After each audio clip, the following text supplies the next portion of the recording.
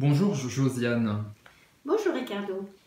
Suite à votre dernier entretien, vous avez dit qu'aucun Dieu ne pouvait accepter le comportement destructeur de ses enfants. Une question judicieuse, hein. Je ne sais pas qui vous l'a posée, mais sachez qu'effectivement, si j'avais parlé de ce contexte, c'est que si vous réfléchissez bien, au début du christianisme, eh bien, on n'a pas toujours été très noble en tant que chrétien. Si ces personnes se promenant rencontraient un manant qui ne savait pas dire à notre Père « Je vous salue Marie », on estimait que quelque part on pouvait le détruire puisqu'il n'avait pas d'âme.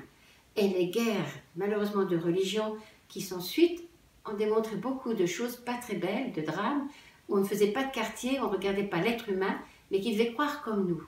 Donc ce qui veut dire que le monde semble évoluer d'un certain sens, mais on se retrouve devant le même dilemme des siècles plus tard. À croire que l'homme, il ne comprend rien ou qu'il ne se rappelle pas de ce qui a été vécu en son temps. Donc je pensais que l'évolution pourrait se faire différemment, mais qui suis-je pour penser une telle chose?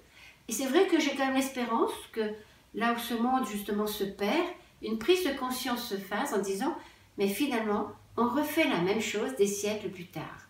Et qu'on ferait mieux peut-être de se dire « est-ce qu'on va grandir uniquement avec l'électronique ou est-ce qu'on va grandir justement en spiritualité ?» Une recherche de la beauté de l'âme et non pas de la force physique qui détruit.